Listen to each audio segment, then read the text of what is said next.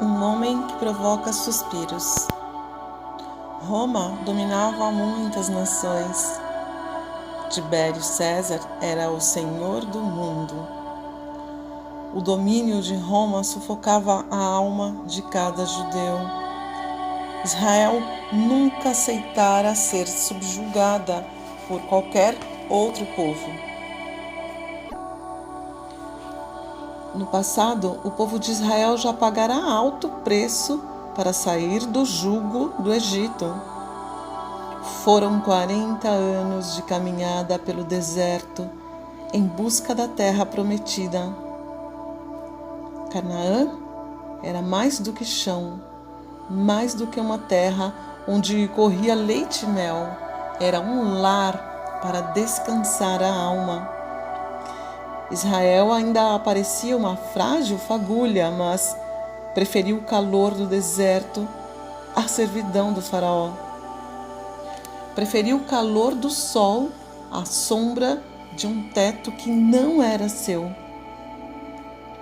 Mas agora os tempos eram difíceis, né?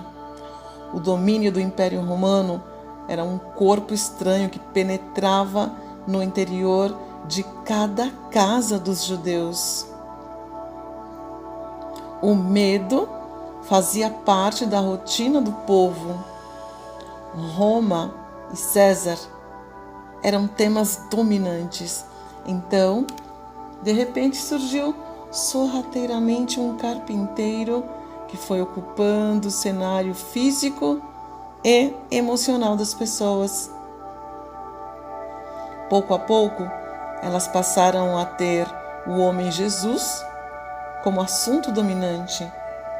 Ninguém sabia direito quem ele era. Sabiam apenas que suas palavras tocavam os corações e os seus gestos umedeciam os olhos. Pessoas de culturas, origens e dogmas religiosos diferentes se aglomeravam para tocá-lo e ouvi-lo. Jerusalém fervilhava de gente.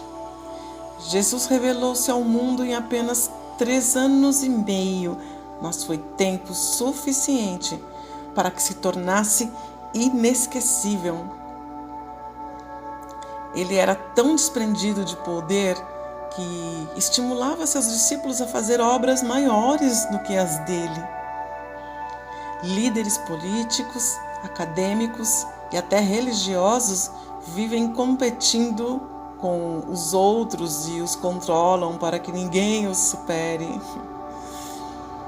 Jesus, porém, estimulou seus discípulos a superá-lo, em ajudar as pessoas e a aliviar a dor humana. Algumas mulheres ficavam tão emocionadas ao conhecê-lo que, num gesto espontâneo, choravam e beijavam seus pés. Os fariseus, cheios de malícias em seus pensamentos, as reprovavam e criticavam o mestre por permitir o que consideravam um ato infame e comprometedor. Mas Jesus sabia que as lágrimas e os beijos das mulheres teciam uma linguagem substituível para expressar os mais nobres sentimentos. Se soubéssemos amar como Ele nos ensinou, se os pais dessem menos brinquedos, menos celulares, menos tablets para os seus filhos, e se dessem mais de si mesmos e de sua história, teríamos mais alegria e menos solidão dentro dos lares modernos. Se os professores dessem menos informação e gastassem mais tempo penetrando na alma e educando a emoção dos seus alunos, teríamos menos conflitos nas salas de aula. A comovente trajetória em direção ao Calvário. O maior educador do mundo não precisava de aparatos, endereço fixo nem de tecnologia para atrair as pessoas. Jesus tocava profundamente a inteligência e a emoção dos que o ouviam. Era a época de Páscoa e milhares de pessoas vindas de todos os cantos do país lotavam as hospedarias e não poucas dormiam ao relento. A multidão estava inquieta, esperando amanhecer para vê-lo e ouvi-lo. Mas, para a surpresa de todos, Jesus estava naquele momento sendo submetido a um julgamento sumário. De agora em diante, vamos abordar e estudar os seus passos em direção à cruz. Antes de analisar os preparativos da crucificação e a própria crucificação, vamos examinar um trecho a que poucos dão atenção, mas que possui uma beleza única. A trajetória de Jesus Cristo até o Calvário, o Gólgota, local em que foi crucificado. Saindo da fortaleza Antônia, a grande surpresa. O réu estava mutilado, fora julgado e espancado. Em menos de 12 horas, seus inimigos destruíram seu corpo. O Filho do Homem não tinha mais forças para caminhar. Cravada na cabeça do mais amável dos homens, havia uma coroa de espinhos causando dezenas de pontos hemorrágicos. Sua face estava coberta de hematomas. Havia curado a vista dos cegos, agora tinha os olhos inchados. A musculatura das pernas estava lesada, a pele das costas aberta pelos açoites, o corpo desidratado. Jesus se encontrava na fortaleza Antônia, casa de Pilatos. Lá fora uma multidão que queria notícias. Desejavam saber o verdadeiro romano, o veredito romano. De repente, um homem quase reconhecível apareceu, conduzido por soldados. A multidão ficou chocada. Não podia ser ele. Parecia uma miragem. Não acreditavam no que viam. O desespero começou a invadir homens, mulheres e crianças. Ninguém entendia o que estava acontecendo. O homem que fizera incríveis milagres estava ali, fragilizado. O homem que discursava eloquentemente sobre a vida eterna estava morrendo. Que contraste absurdo! A cena era impressionante. Gritos de choro ecoavam entre as pessoas que o amavam. Os soldados bradavam e usavam a força para que abrissem espaço. Um corredor humano foi sendo formado lentamente para o réu passar. O que será que se passava na mente daquelas pessoas sofridas que foram cativadas pelo Mestre do Amor e que ganharam um novo sentido de vida? Como será que elas se sentiram vendo um sonho se converter em pesadelo? Perturbadas, talvez se perguntassem: será que tudo o que ele falou era mentira?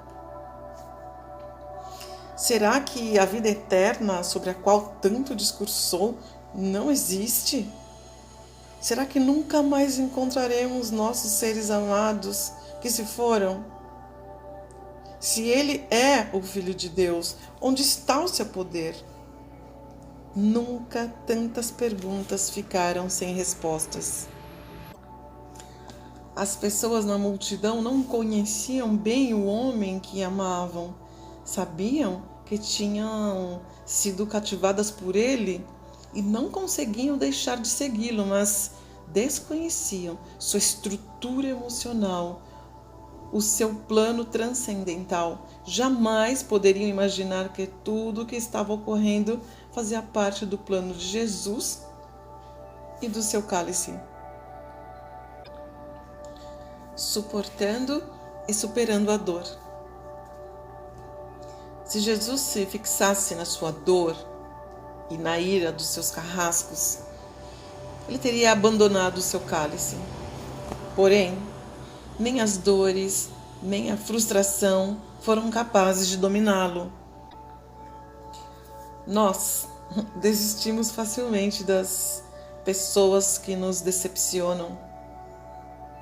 Mas ele, ao contrário, era de uma perseverança ímpar.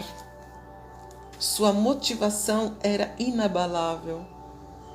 Tinha metas sólidas e estabelecia prioridades para cumpri-las. Assim, conseguia forças para suportar com dignidade o que ninguém suportaria com lucidez. Jesus estava sofrendo, mas ele não sofria como um miserável ou infeliz. Em cada momento de dor, entrava num profundo processo de reflexão e diálogo com seu Pai. O mestre da vida caminhava dentro de si mesmo enquanto se dirigia para o seu destino final. Conseguia ver as dores por outra perspectiva. Por qual perspectiva vemos nossos sofrimentos cotidianos? Muitos de nós não sabemos suportar as dificuldades inerentes a ela. Elas nos abalam em vez de firmar nossos alicerces, nos paralisam e não nos libertam. Ninguém deve procurar deliberadamente qualquer tipo de dor para lapidar a sua personalidade.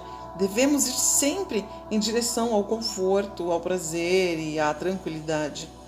Contudo, mesmo as pessoas mais previdentes não conseguem controlar todas as variáveis da vida. Por isso, pequenas dores e frustrações sempre acompanharão nossa jornada existencial. A questão toda está no que faremos com elas.